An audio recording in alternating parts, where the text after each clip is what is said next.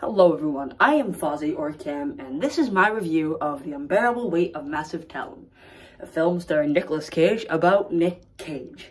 And it's supposed to be about his life, but obviously it's not. None of this really happened.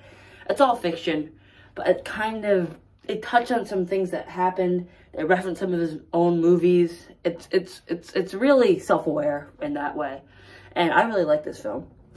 So I saw it on Thursday when I was actually supposed to post an episode of The Only Movie Show. So I was supposed to see this on Wednesday, but it got postponed, it got pushed forward to Thursday. So I just decided to skip that episode, and here we are. So I really like this movie. I thought it was such a fun action movie.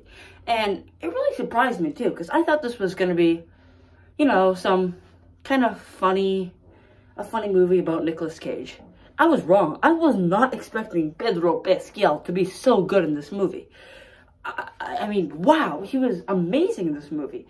I had no idea this would be a buddy comedy like it was. I had no idea. I watched the trailer about once. I didn't really want to know anything going into it. And boy, was I shocked. It was a fun movie to watch. It was really funny. There were a lot of awesome jokes in that movie. I really liked it. And there are a few bad things, like in the movie. I don't want to give away spoilers or anything, but in the movie there are these two FBI agents, and their characters are a little weak, and what happens with them later in the film is just, oh, rats. You don't really feel anything. And I get why they had to put them in the movie. I think that was a studio decision. I don't think that was the director's original intention to have those characters in the film, which is fine. That happens all the time with movies. I mean, just look at Marvel, or, yeah, mostly Marvel. There are so many studio corporate decisions that are made, and the directors aren't really allowed to have their own personal flair. But this movie does have its own personal flair, and the studio, honestly, other than that, I don't think they meddled with it at all. And I think it was funny. It was action-packed. The action in this movie, it wasn't choppy. There were no dumb quick cuts like almost every other action movie today. And it was perfect. The action was great. The jokes almost always landed. I mean, Pedro Pascal was fantastic in this movie. I had no idea he was this funny.